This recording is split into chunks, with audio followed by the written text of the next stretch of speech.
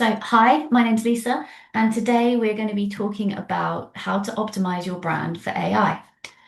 And then I've just got to get my mouse into the right screen. There we go. You know what? Yeah. So, I have been making websites for over 20 years. I've been teaching SEO for almost 20 years. And the last 9 months have seen the biggest change in how all of that works that I have ever seen in all that time. There's always been things said that, oh, Google has changed the algorithm, Google have done this, Google have done that. And yeah, they have. But not to the extent that we're seeing changes in how brands are discovered now AI has come into the picture. Um, so the alarmist in me, like I says there, and I'll send around a link to all these slides afterwards, but the alarmist in me says that the business of SEO is changing the most it ever has. Yeah. But the other side of me is like, well, actually, so much of what we already do for SEO is still the same. It's just a bit more superpowered. We've just got to do a little bit more of the same for AI. And so that's what we're going to be going through today. What's changed for SEO, what hasn't?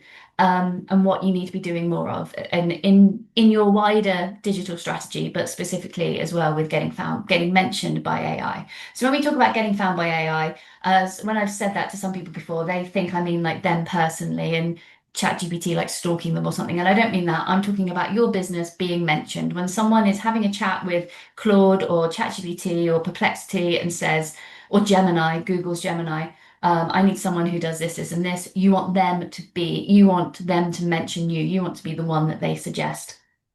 So, like I said, my name's Lisa. I've been making websites for over 20 years, and I run an agency, web development agency. We're called 18A. We're based in Winscombe. We had offices till lockdown, but now we're all remote, but we're all like scattered around. I've spoken at events. I've written lots of things. I was asked to pen a response to the EU about the cookie tool and the e-privacy directive on behalf of our industry a few years ago. Um, and I founded about 10 years ago. Wow, 10 years ago, I founded a not-for-profit to help people find the best developer for their role, for their job, because I felt it was so hard to find a good developer. It was so easy to get cowboys. I'm sure everyone in every industry knows that there are cowboys in their industry, but there are a lot of cowboys in web design. Um, and I've spent the last few months to a year just soaking up everything I can about this shift to AI and AI discoverability and how people are using AI differently. I'll send you an email in a little bit with a button to click so that you can join my mailing list and then you can get everything that I'm talking about today. My mailing list is free, and I just send out an email once a week. That is one thing to do on your website this week. So it just feels like a quick, easy win you can tick off. Um, and yeah, and all my links to my socials are in there as well, so you can follow along if you want like sort of helpful tips for different elements of your website. So let's break it down. I'm going to talk you through what you need to do the same, what you've already been doing for SEO that you can continue to do, but also what you need to do differently or what you need to do more of.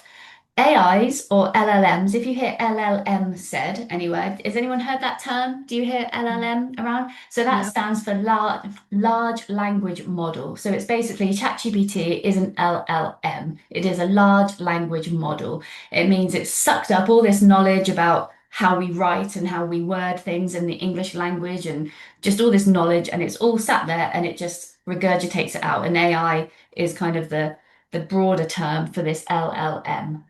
But it's still a robot. It's still a robot the same as Google. So if you do everything that's in this guide, you'll be in your best ever shape for the G Monster. One of my clients calls Google the G Monster because they're reliant on it for some days they get 2 million visitors in a day to their website, and they're reliant on Google for that.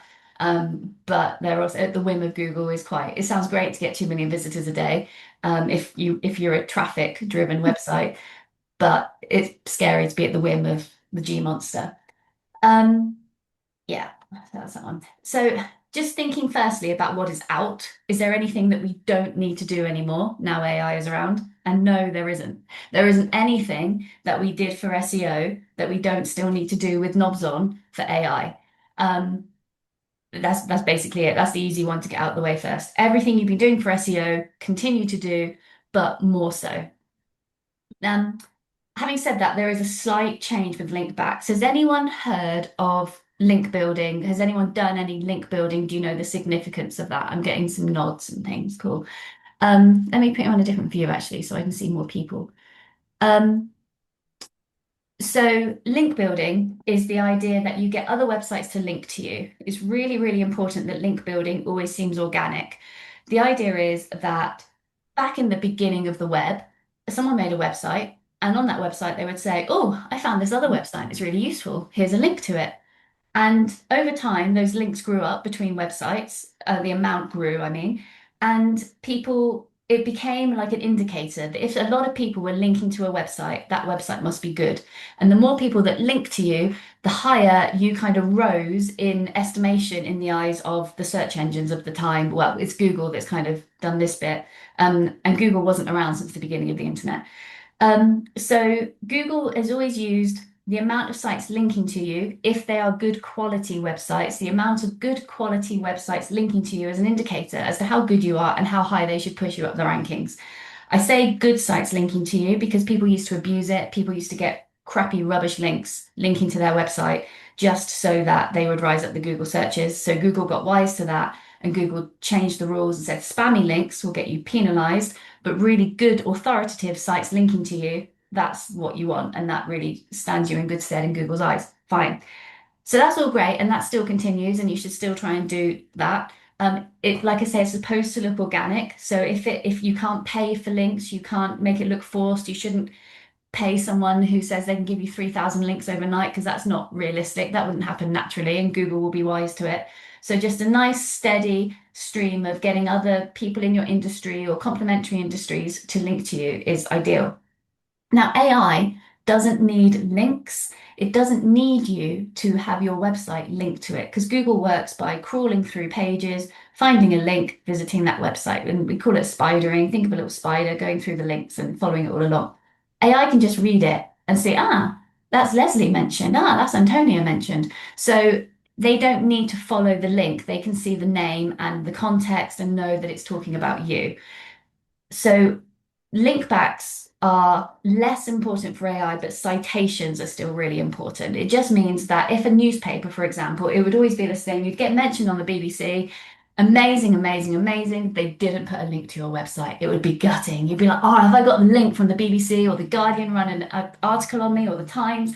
I wish they put a link in there for Google. But if they don't put the link, now it's not the end of the world because AI will still see it and be like, Sarah Coward was mentioned on such and such. So that is brilliant. That's a good endorsement. So it's also a way you can go about getting these links. I'll give you some more information later about how to get citations around the web.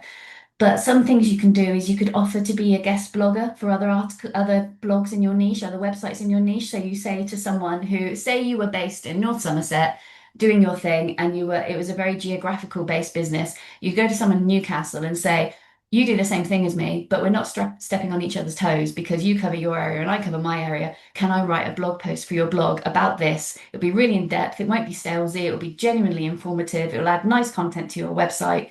And then you give a link back to me. And they might say, yeah, sure, I'll do that for the free content because it's a nice article. It'll help me in Google because it's fresh, good content, but it'll help you because it gives a link back. So it's those kinds of link swaps by guest blogging that you're looking for. You can also, you really should get involved on Reddit. Has anyone here used Reddit? No. So Reddit it's like people sigh that Reddit feeds ChatGPT so much information because Reddit can be great, but Reddit can also be where all the trolls go to complain about stuff. So the idea that, but in 2024, OpenAI, who make ChatGPT, did a deal with Reddit so that they can suck up all the information from Reddit. So if you talk on Reddit, if you have a lot of information on Reddit, if you're seen as an expert on Reddit, that feeds into ChatGPT more directly than that random blog in Newcastle because ChatGPT is actively looking at Reddit for information. So talking and being present and current and active on Reddit is really powerful.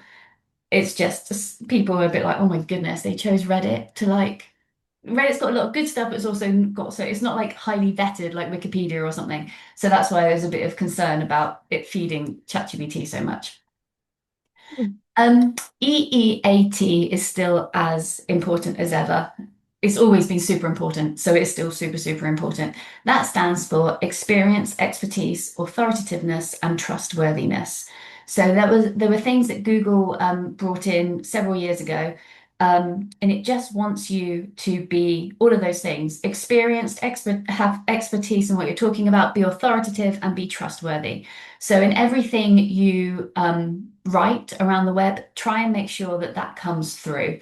They want AI want to be answering questions right. AI always wants to be right. It wants to get the right answers. So it will look to people that it trusts the most in order to cite them and to quote you. So in everything you do on your blog and everything you do around the web, keep that in mind. Are you showing your experience and your trustworthiness and your authority in what you're writing?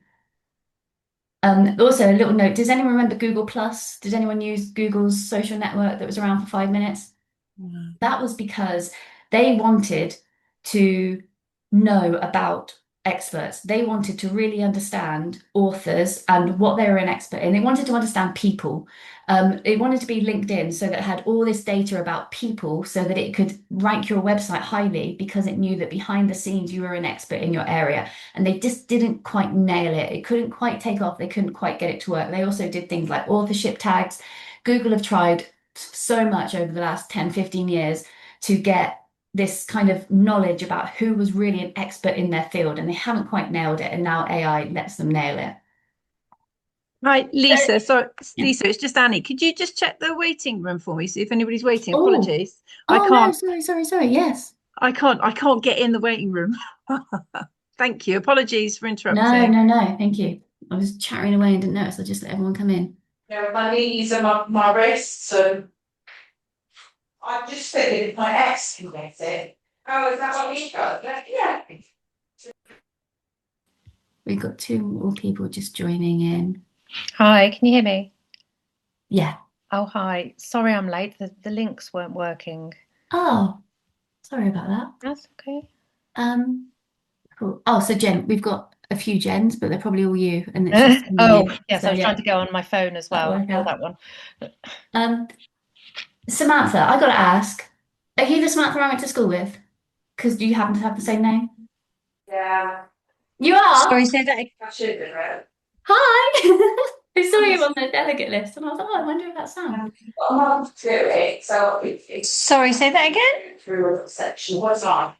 And it's like, well, like I said, form, all you have to combine. Well, I Oh, chose the form. Can you hear me? Will be sure. I can hear the odd bit, but there's Background noise. I need to shut the door. There's somebody else in. I'm sorry about that.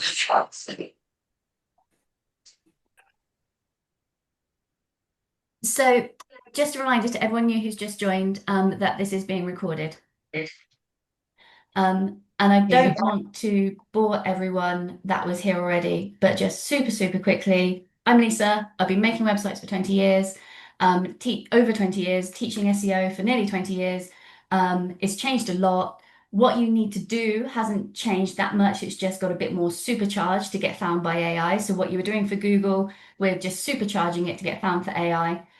What has really changed is how people are approaching their discovery, how people are approaching how they go about search. But we're going to talk more about that because that bit I haven't even covered with anyone yet. Link backs are still important. So getting people to link to your website is super important for Google. But even if someone doesn't link and they just cite you, that's really good for AI because AI just needs your name and your expertise. It doesn't necessarily need to have a link to your website. In everything you do, keep in mind to showcase your experience, expertise, authoritativeness, and trustworthiness. Make sure that shines through in everything you do. And that's brought us up to speed. So, any awards and accreditations?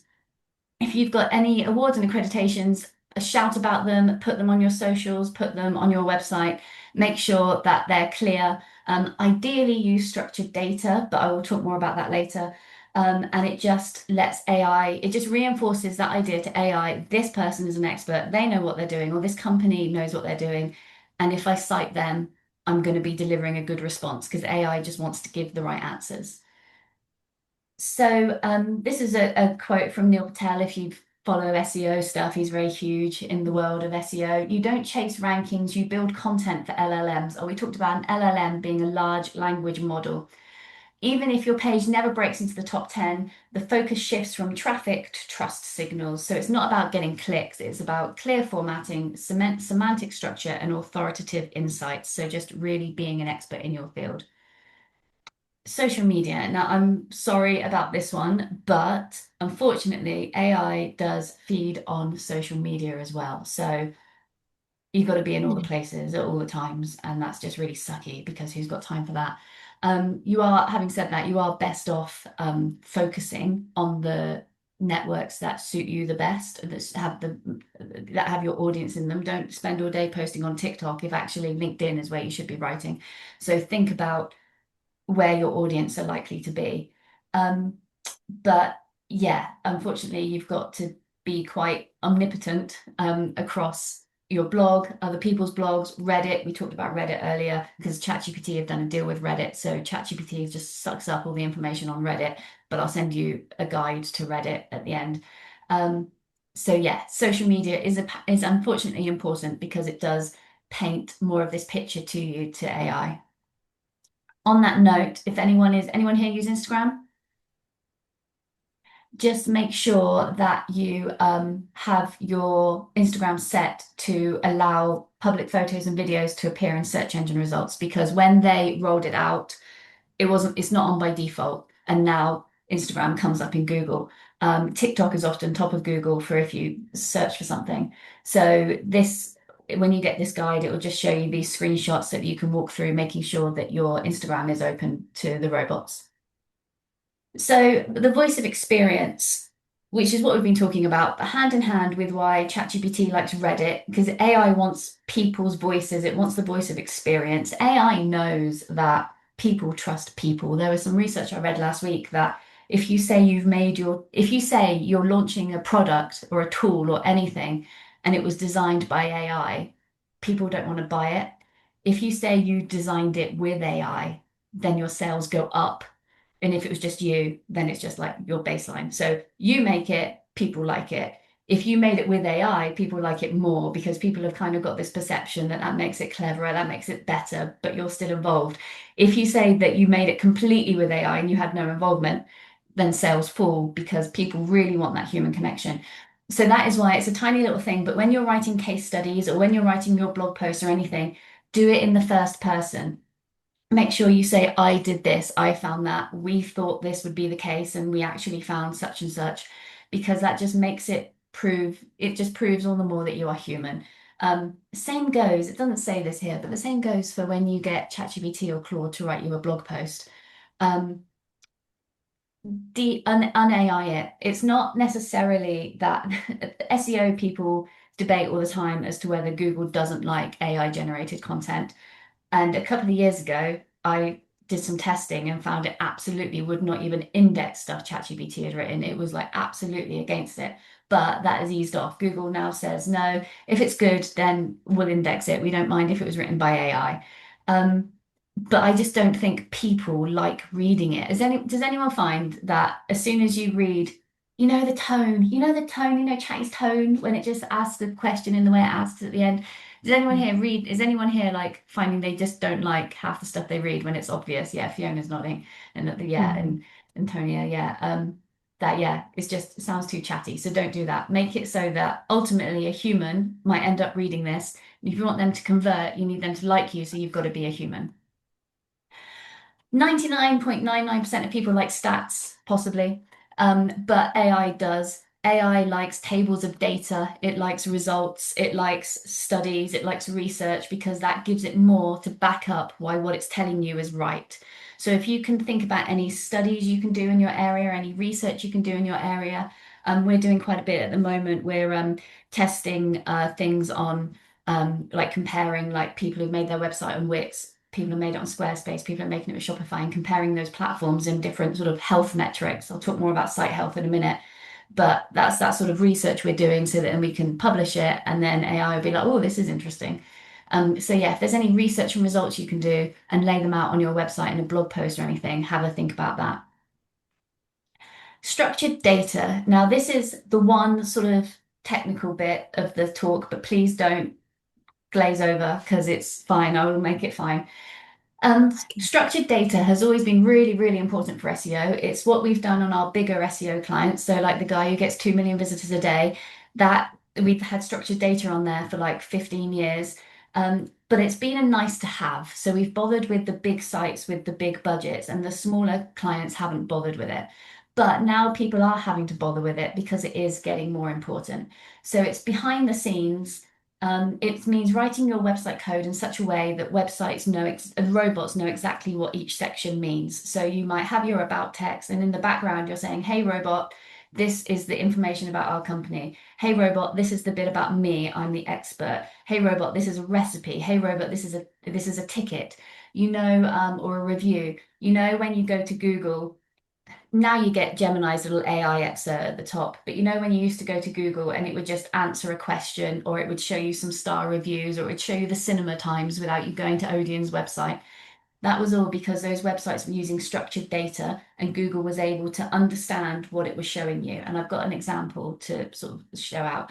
Oh, and it was just that so much stuff, all the studies that I'm reading are all just about one step in the framework that this person made for the ultimate way to get found by AI. Emphasizes using schema markup and structured data on content, a tactic we might have considered optional before, but in our experiment, it proved critical for signaling AI algorithms.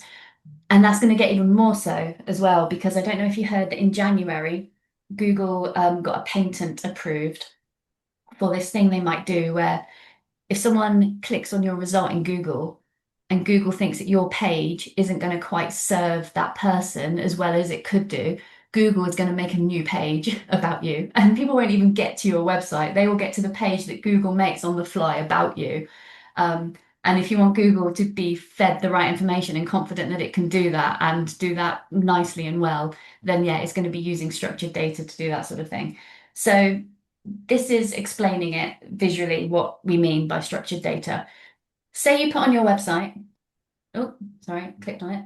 Next Monday, we're holding our annual Christmas party. It's at 7 o'clock at the Avon Gorge Hotel and tickets are £5, right? You might write that on your website. Next Monday, we're holding our annual Christmas party. If that goes out on a blog post, people might see the date of it and know which Monday you're talking about.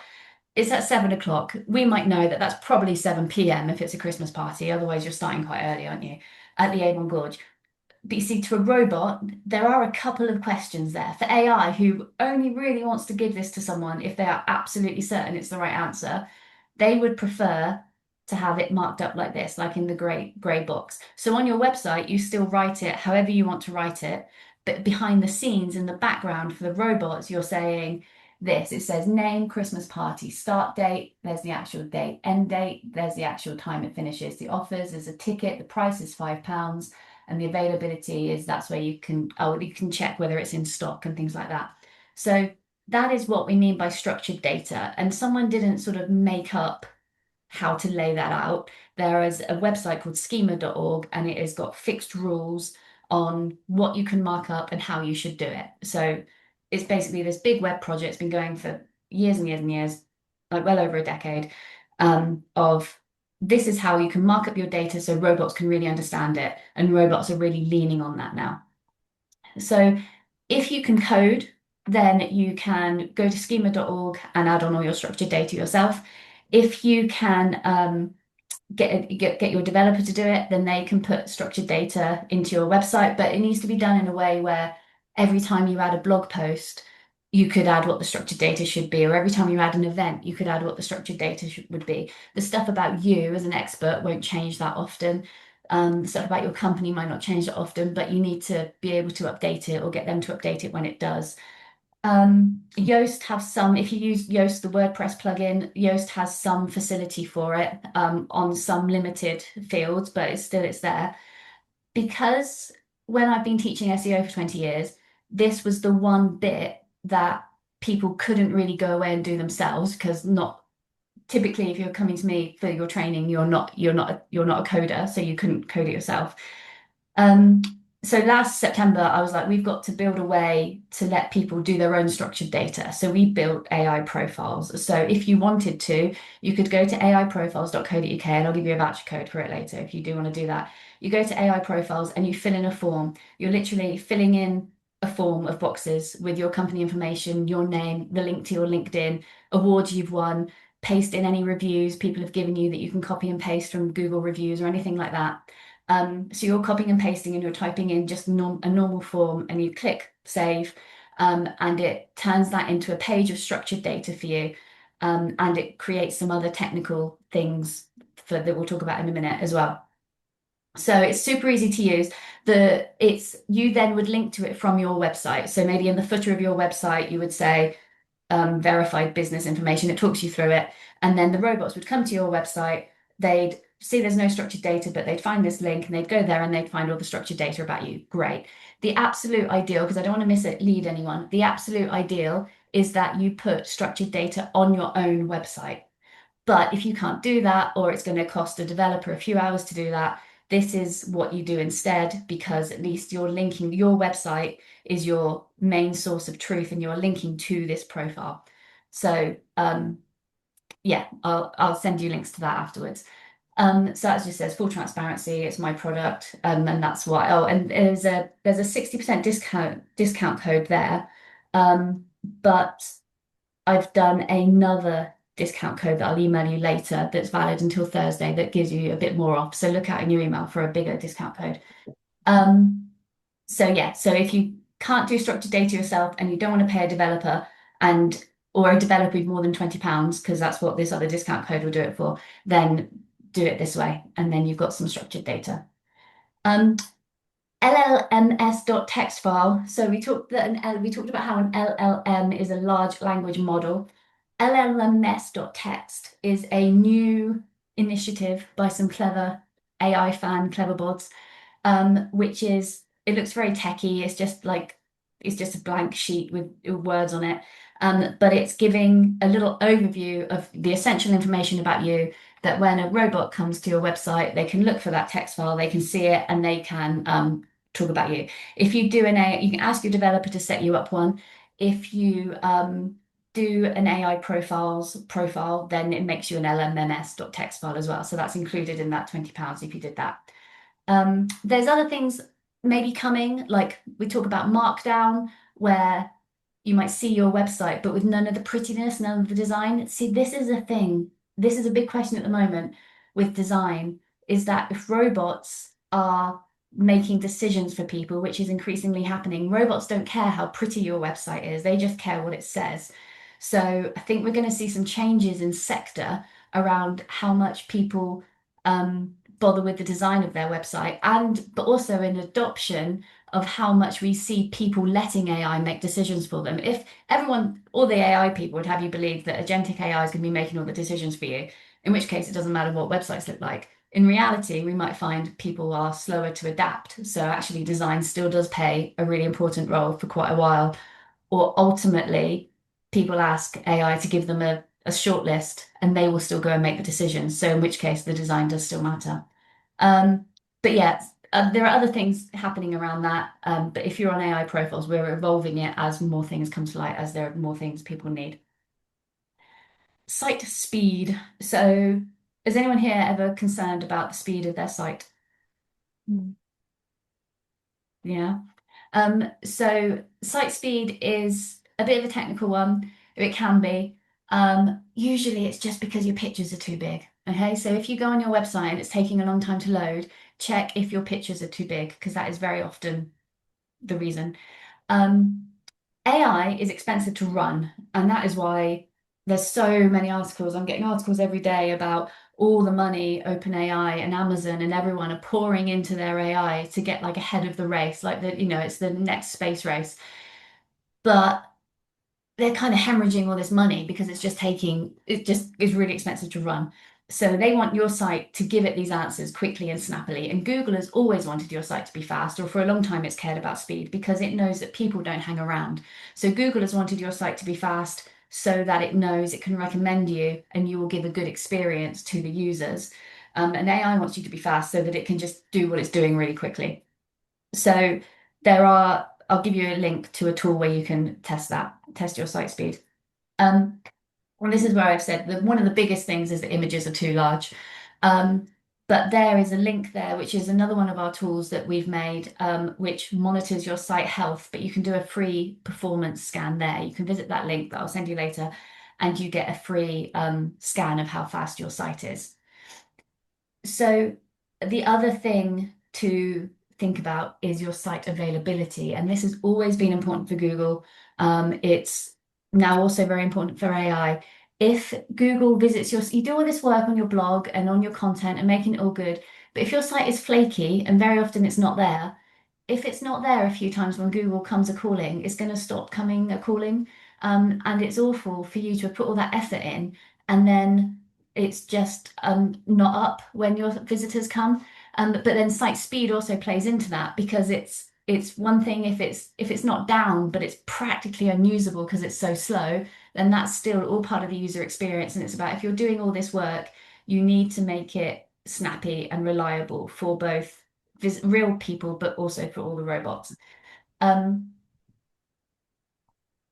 So that is one thing that, and I was at a SEO conference in February, and it was it was just there's a lot of talk about the resurgence of technical SEO. So SEO, when you talk about SEO, you're talking about writing your blog posts and making sure your keywords are on the page and getting people to link back to you. That's your kind of on-page SEO that everyone sort of hears about and does. But on the big client sites, what we've been doing for decades is the technical SEO, which is making it fine-tuned to be as fast as possible, making sure the security is always good so that Google doesn't see any warning signs that it doesn't want to check, making sure that its accessibility is really good because accessibility, basically when say a blind person was on your website, the screen readers and things they use are they're looking at the site in the same way as robots do because it is basically a robot reading the screen to them. So a lot of accessibility work, if you get accessibility really good, it's good for robots. If you get your site really good for robots, you've also made it good for disabled people. So there's a real crossover between accessibility and general optimization.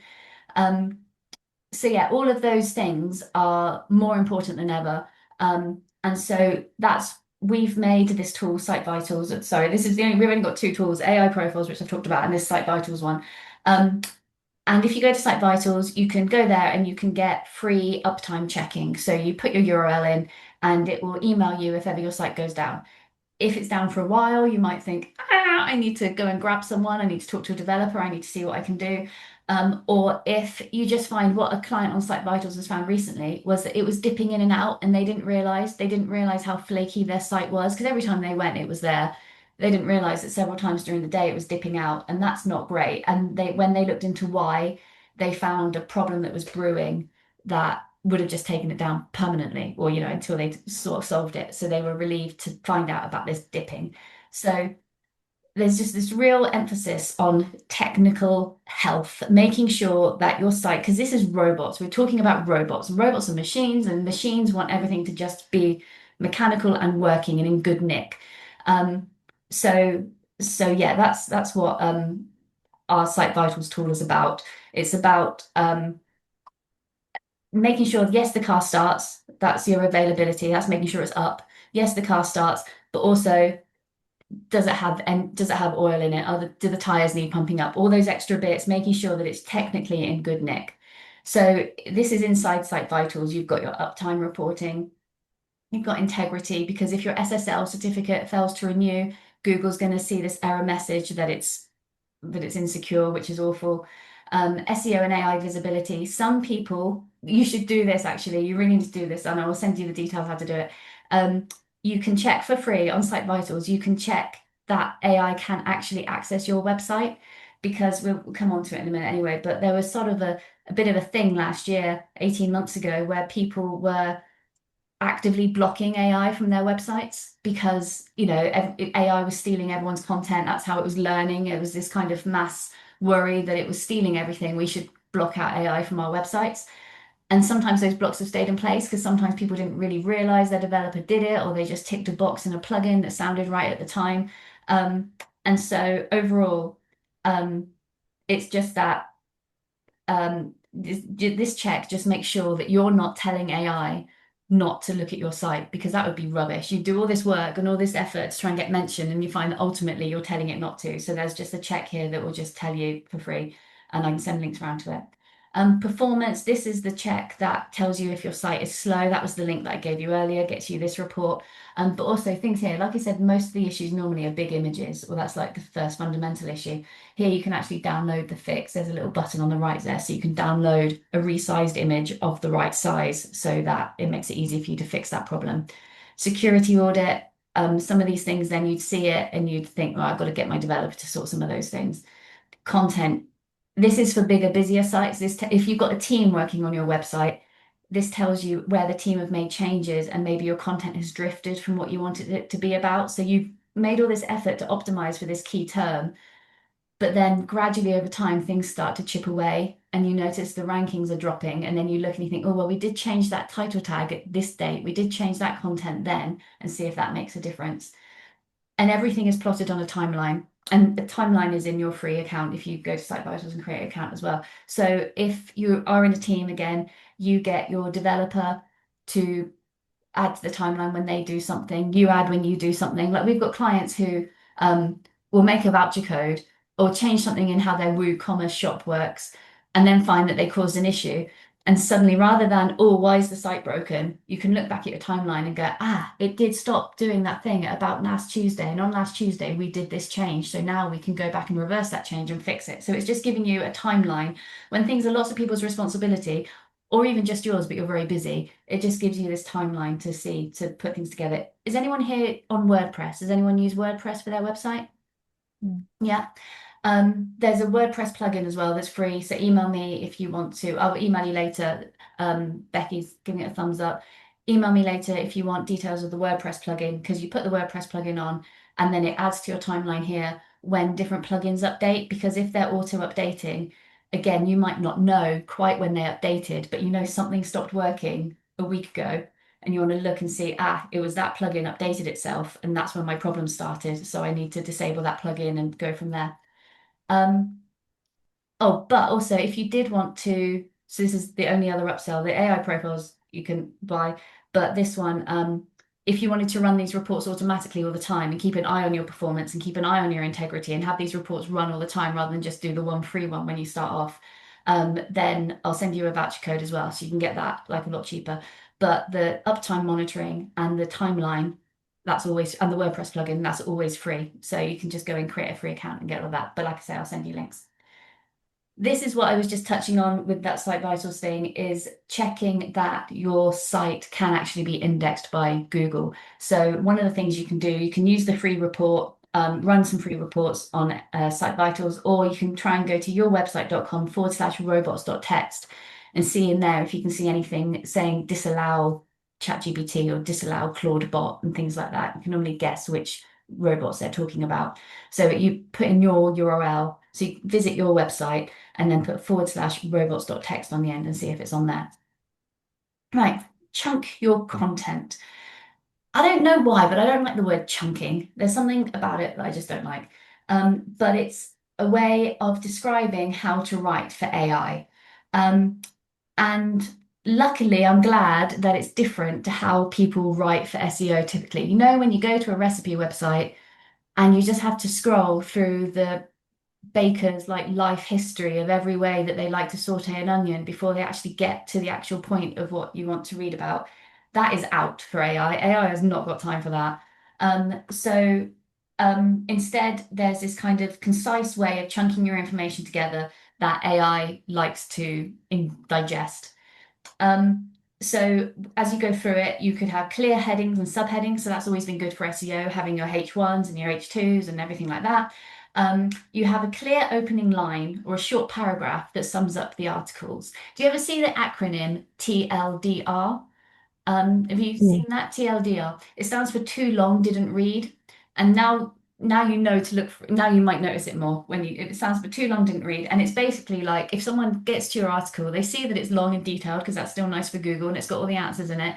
But there's just a summary. You basically do a massive spoiler at the beginning of your article and say too long, didn't read, or just summary, or just write it in a couple of sentences. These are the key takeaways from the whole thing. Summarize your whole thing in 2 sentences right at the top.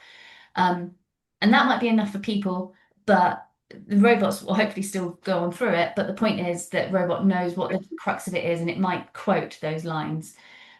Keep one idea per paragraph and keep text concise and don't bury information in long waffly passages. Use bullet points because that again, it's good for robots, but it's good for people. People like to skim pages and see the bits that stand out to them. Include tables for comparisons or charts if you're doing research. Like we said, AI loves a good chart.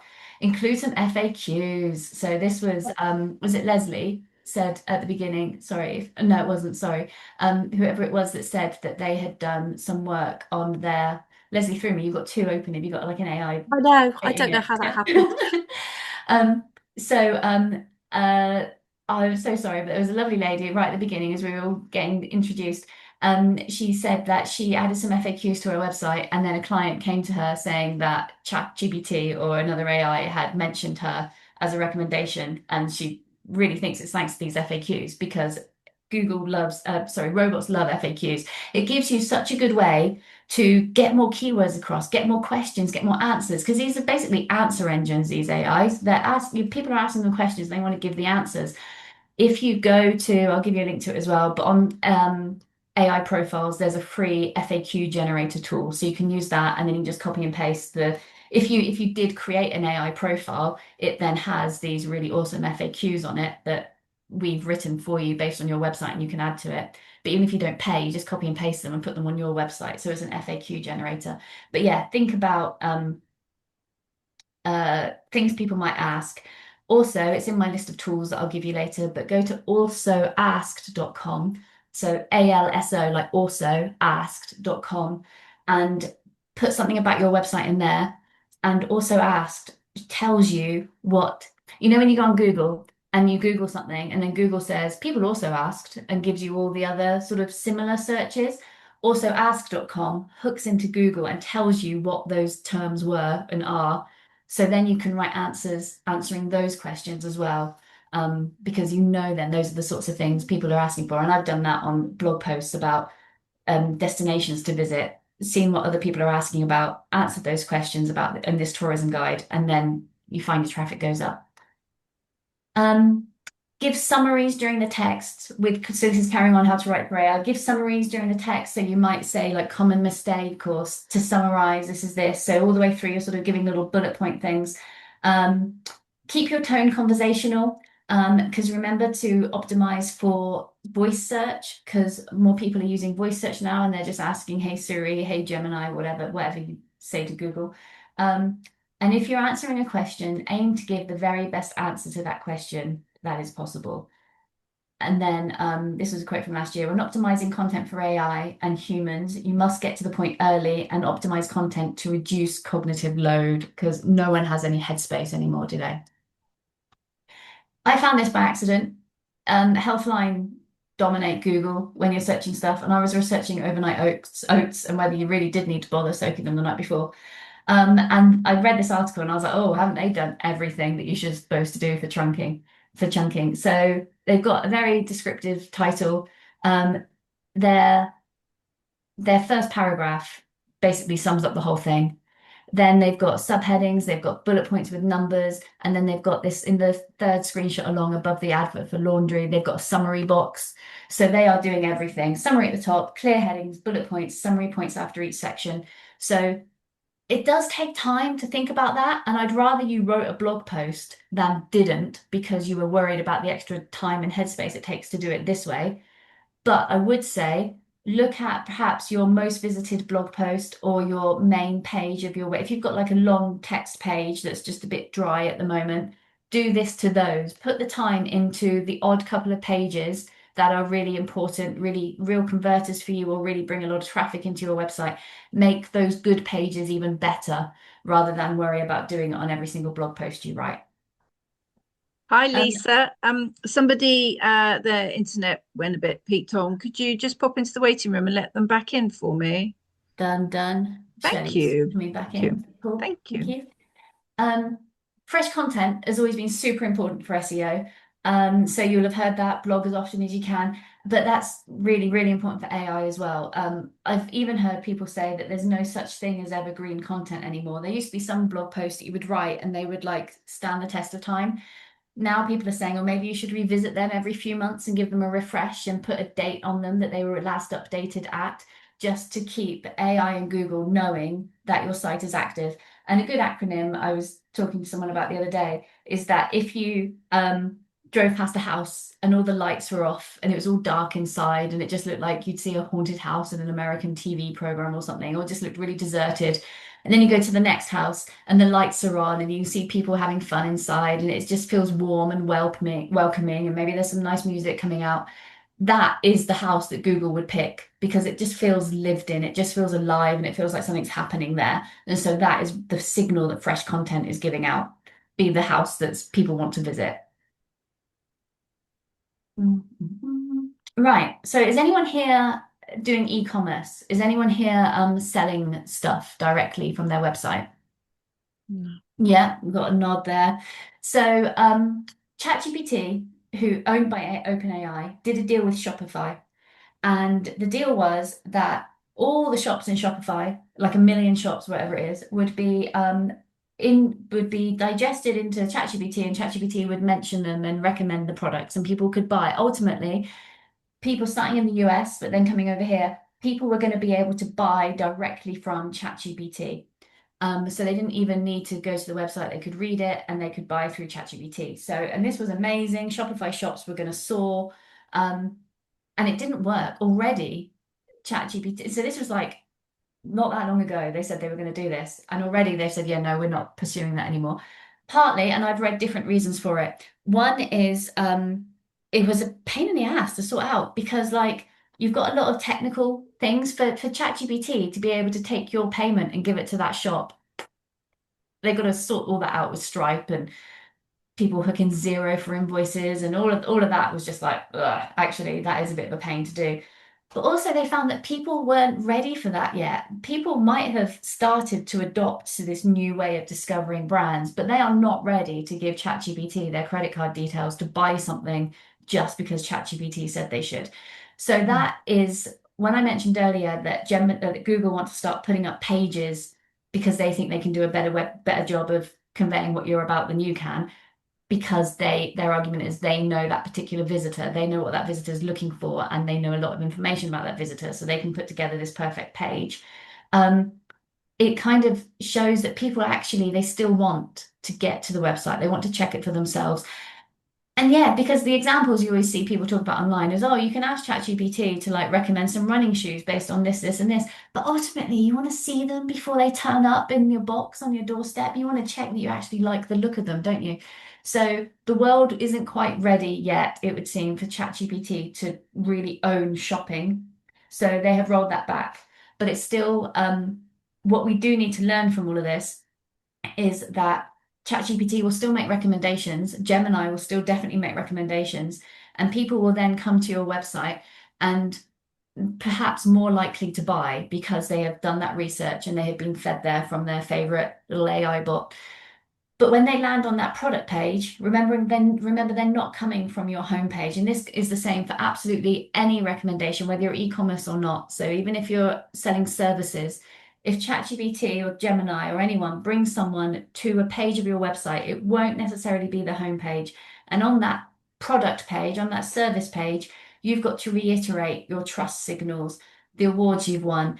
You don't want it to be all wordy and too much, but you want it to really clearly give people this warm, fuzzy feeling that you are the right choice. And just because you did that on your homepage or on your about page doesn't count for squat if they're right here on this page and there's a nice clear buy now button and you've hooked up Apple Pay and you've hooked up Google Wallet or whatever, so it's super easy to do.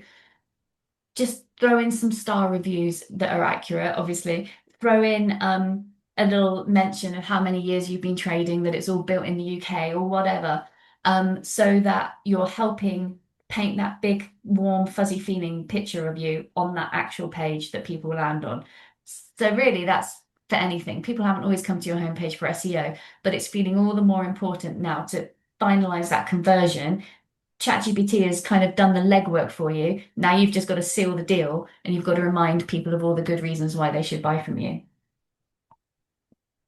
So this is a checklist for you to go through. And again, I'll send this around later. Content chunking, but only on your most important pages, just because it's time consuming otherwise. Social media strategy for engagement. Check your Insta isn't blocking robots. So that's the social, unfortunately, being all the places, letting AI see that people are engaging with you and chatting with you because you're an expert. Investigate Reddit. There's a link to my guide there. Put structured data in place. That says 60% off AI profiles, but I'll send you a link that lasts till Thursday that's a bit more. Write some FAQs for your site, and there's the link to the free generator there. Consider your site speed. Use the link to do a free test. Offer guest blog posts, and try and get quoted online in media, right? And there's a guide there that I'll link to you that tells you how you can get, basically you get on mailing lists for lots and lots of different publications, or like these places syndicate them all. So there's a few sites you sign up with, and then you get requests from journalists, and you drop them an email back with your pitch or your comment or your expert vision on this point. And if they like it, then they publish you. It's genuine journalists writing articles. This is how they're reaching out to people through these services, and it can be very time consuming. So you can spend your life reading these emails if you sign up to too many of the services. And yes, I have been there and done that, but I've got some great link backs from it, from like high ranking pages. So yeah, I'll send you a guide to that. Carry on getting link backs to your site for good old fashioned SEO. Look out for awards you can win or accreditations you can gain, and make sure they're all mentioned on your website, ideally in structured data, but still mention them even if you haven't got structured data. Definitely put them on there. Keep case studies up to date on your website and in your socials, but use that first person voice. So I did this, we did that, because we are the experts here. Blog authoritatively in your own voice, and often get an LLMS.txt file, which you can get from AI profiles or developer can make for you, and check robots can index your site, which is that other link I'll give you there. The other things that I said I would chat through, well, I will just click through these, but then I'm not quite done, but this is just the end of this. If you've got any questions, find me on Instagram or follow me on LinkedIn and ask any questions on any posts there, and I'll do my best to answer them, but we're also going to go through questions in a minute anyway. I would love it if you could give me a review if you found this useful. Have I stopped sharing? Yeah. Yeah, cool. Hopefully that has stopped sharing. So you can't see my screen anymore, no? Brilliant. Cool. Don't see how messy my desktop is. We can see it. Well, I can see your desktop. So I think you're still sharing. Yes, it's got a picture of a laptop with 2 post-it notes on it. Yes, you can see it. Well done, Yeah. thank you. Share It's very screen. nice. You've made me feel very reassured about my own desktop. So thanks. Stop. Zoom, why won't you let me stop?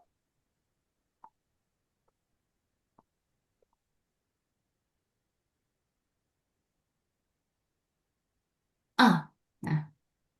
There we go. Cool. Right, fine. Brilliant. I'll close this tab now. The other things that I mentioned I would talk to you briefly about was, one is the idea of owning your audience. So if you just the idea that if you hear about this, what people are talking about is the fact that all this emphasis on social media and getting followers, but then you spend your life making Instagram posts and getting people to follow you on Instagram, and then Instagram pulls the rug out from under your feet. They change the algorithm, you lose access to your account gets hacked. All that audience that you worked hard building up are gone.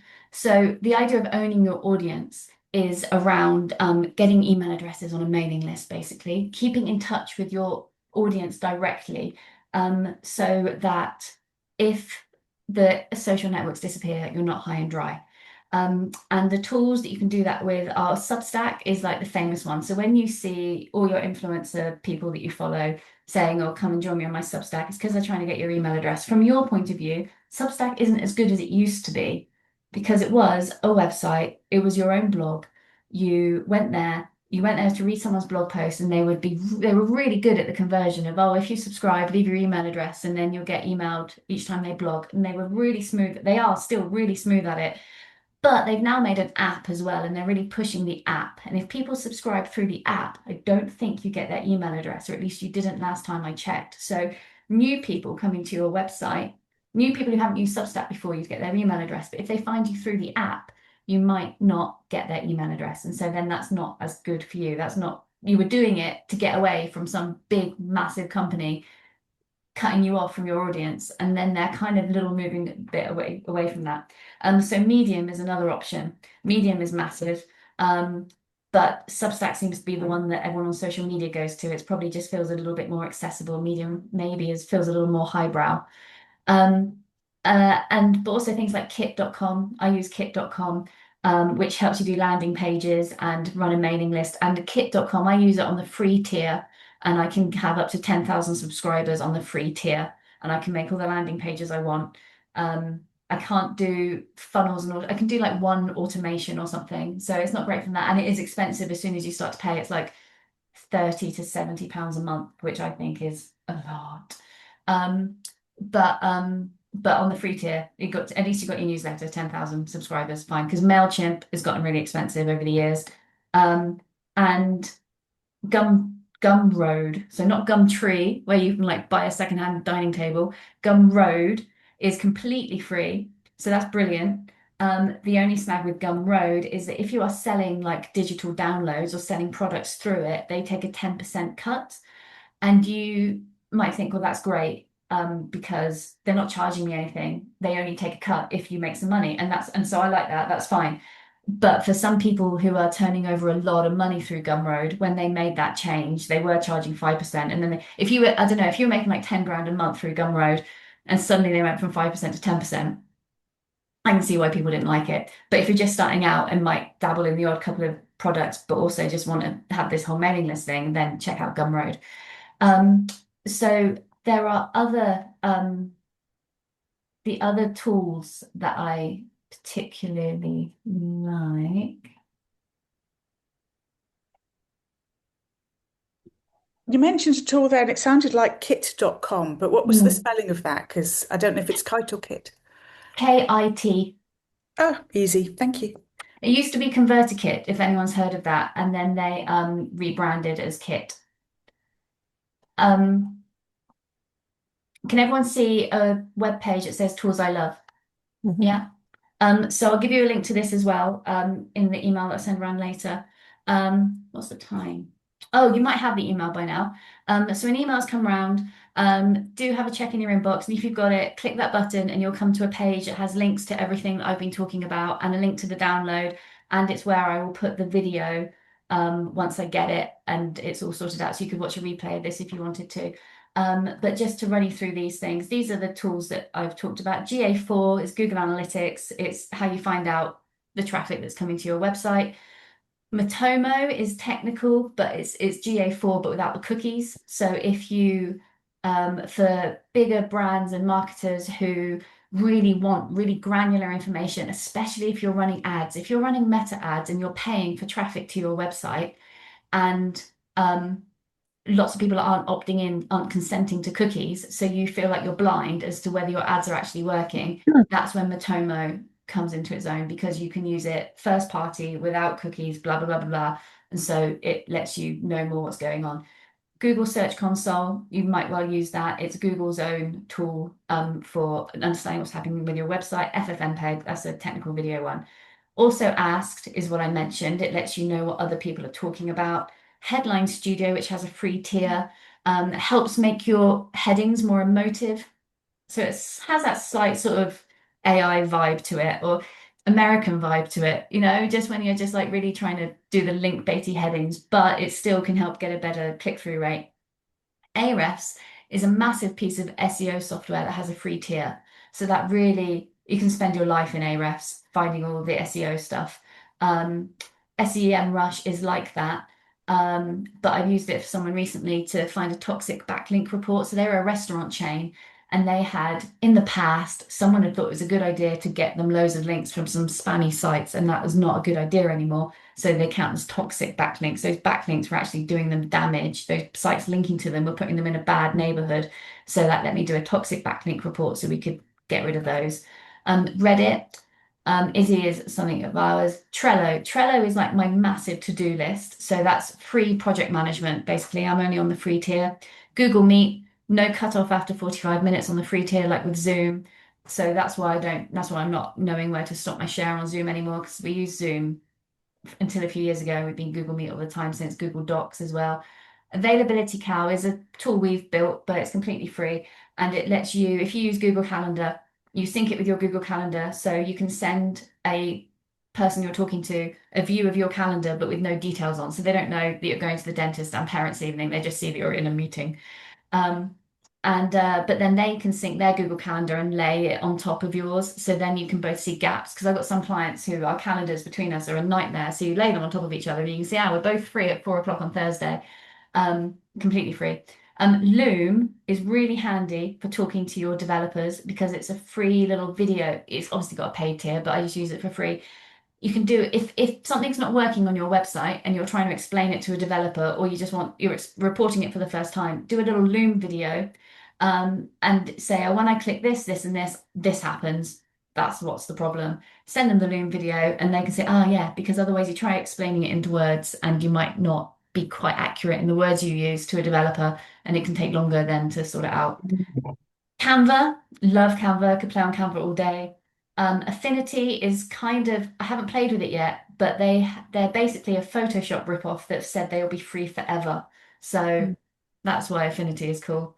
Free stock photo websites, Pexels and Unsplash are some examples of free stock photography websites. Pixlr is like Photoshop. Midjourney, AI generated images. They can go crazy and it can make some like weird decapitated goat in the background of your children in a park video picture, but often it's very good as well. And Figma, it's what our designer now uses. I always would design in Photoshop, but he loves Figma, so I put that on there. And then these are the links to where I get the press coverage from, how I keep in touch with journalists on all of these ones. The first one is £10 a month. I've stopped that one now because these ones are so good and they're free. But like I say, you've got a link to this page. And let me stop sharing again.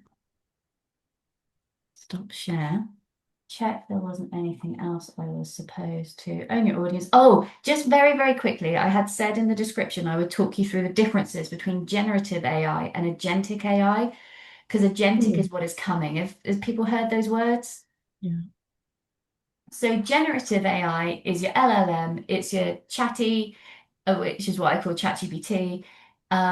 You say to ChatGPT, please write me a blog post about this, this, and this. And the classic one people say is get it to interview you so that you're answering questions in your own voice and then get it to create a blog post from those things. Fine. Generative AI generates stuff for you. It generates answers, it generates texts. Agentic AI, which is here but going to be coming more and more, is an agent that acts on your behalf. It makes autonomous decisions for you. So the clearest example is if you were in a meeting, if you're in a Zoom call and it was running late, you would say to ChatGPT, write me an email quickly that I can send to this guy because I'm late to the next meeting. And it would give it, and you'd copy and paste it, and you'd send it off whilst you were still pretending you were totally focused on the Zoom call that was still happening. Agentic AI would be watching in the background, watching your calendar, see that you were still in that Zoom call, that you were running late, and it would email that person for you to say you were running late, and you wouldn't have had to break your stride on your Zoom call. You wouldn't have even thought about it because agentic AI would have handled it for you. So that is what is coming.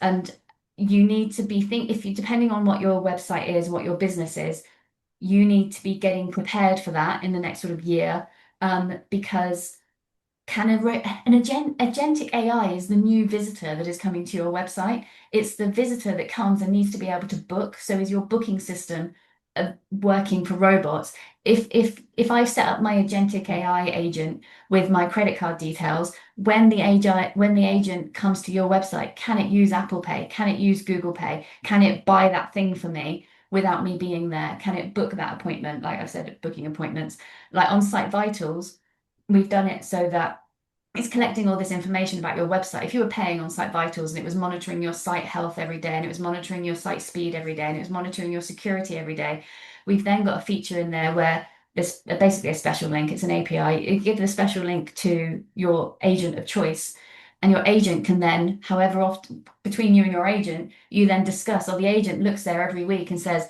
this is what the health data is, because it would be too many tokens, too costly for the AI agent to have run all that site health data itself. That's where our system still was the one that runs all the data, feeds it to the AI agent, and the AI agent is like, you need to do this and this. Because of what I know about what we talked about yesterday in your marketing priorities, you need to do this.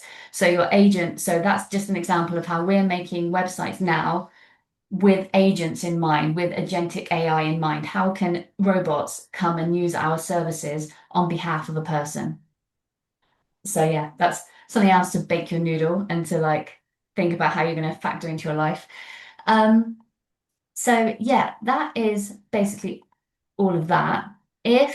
Let me get back to my Zoom. If we're going to do some questions now, oh good, it's only a little bit over an hour. If anyone, we've got, sorry, I'm late. Thank you. I asked ChatGPT if I had access to Facebook and it told me no, as accounts were passworded. Yeah, I think business pages. I've heard that it's Pinterest, LinkedIn that AI is most that ChatGPT is most interested in. Pinterest and LinkedIn, but I know Instagram is coming up in Google now, and TikTok is definitely coming up in Google. There will be settings on your Facebook, and they're hopefully quite private, but business pages would be a little bit more open than personal profiles on Facebook, I would think. Good morning, everyone. The session is being recorded. Question, is structured data possible on all websites? Yes. Squarespace. Squarespace, I'm not sure about. I will look into Squarespace. Let me just make a note that that is Becky asking that. But that's why AI profiles isn't tied to your site. AI profiles is like a separate website. So if you did your structured data profile on there, you can then just link to it from your Squarespace site. Lisa will pick up the questions. Yeah, I was late in the waiting room. Yeah, cool. If you found this, so we're going to questions now, but just before I forget, because I'm awful at this, if you found today useful, and you would be able to leave me a Google review, that would be super appreciated. I've just put the link in chat. If you don't find it useful, just tell me and don't leave a bad review, thanks. Because the robots are watching. But yeah, if you found it useful and you could just hit something in there, that would be amazing. Thank you. How expensive are agentic AI agents to use? Example cost of tokens, please. I don't know. I will look into that, Leslie. I don't think it's that simple to say because it really depends how hard they're working and what they're doing for you. So my husband, Tom, is our like technical director of our agency, and he'll always be like, oh, Chatty is not giving me anything nowadays before it's saying I've run out of my free tier. And I'm like, oh, I'm going for ages. Because all I'm doing is like Instagram bio with it and like what should I put on my carousel today? Whereas he's doing like now make an API for blah blah blah and like all the stuff that I don't think AI can replace developers yet, if depending, that's a different conversation, but guided by someone who knows what they're doing, it can make you super productive. And so he is really working it hard. Whereas like just asking it, and because they have different models as well. So they like on Claude, you can set it whether you want it to do deep thought or just kind of off the top of its head. Do you know what ChatGPT's made some remarks to me the other day that suggested it had fingers, and that freaked me out because like they're getting a bit like too weird, like they want to pretend they're human. I think I said it had done something wrong, and it said, "Oh yeah, sorry, my fingers typed too fast" or something like that. I was like, no, we're not ready for that. We're never ready for that.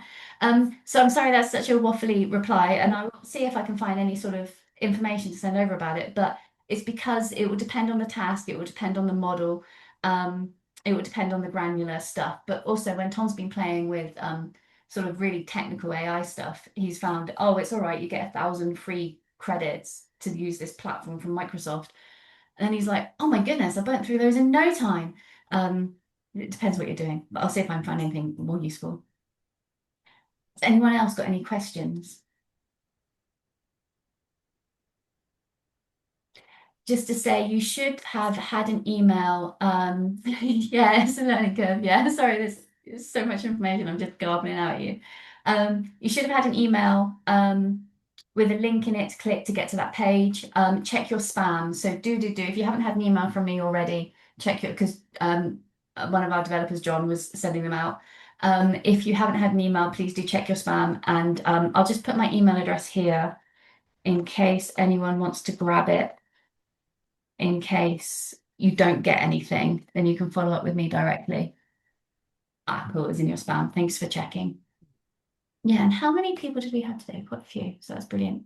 Yeah, and if you go away to digest this and then you think of questions, just find me on Instagram or on LinkedIn and ask me questions on there. Yeah. Cool. Let's give it a minute in case anyone else thinks of anything, or I haven't missed anyone's hand up or anything.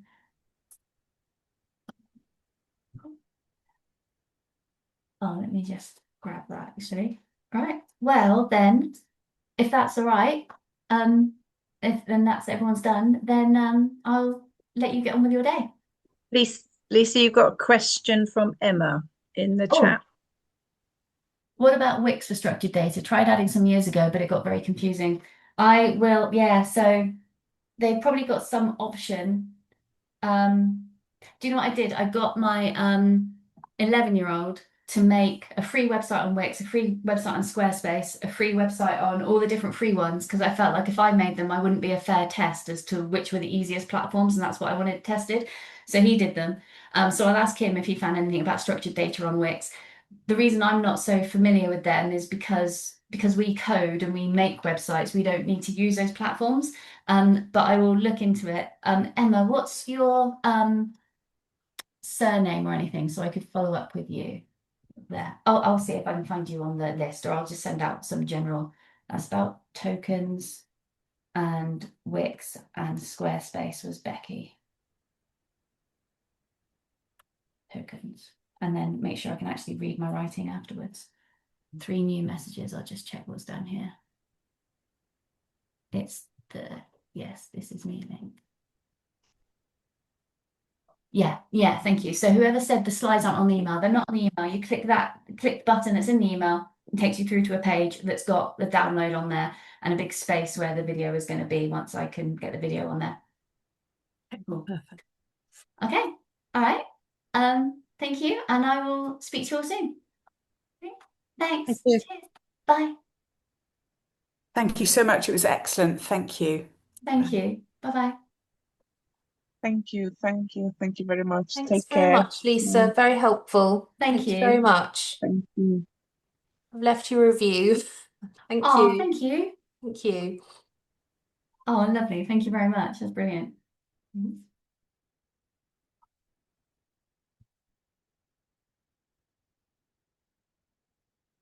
All right.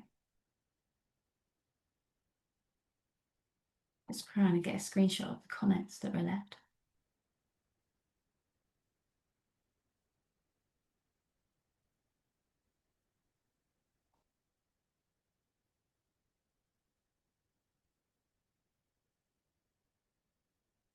Right, Annie, I will close the call now, but I'll drop you an email.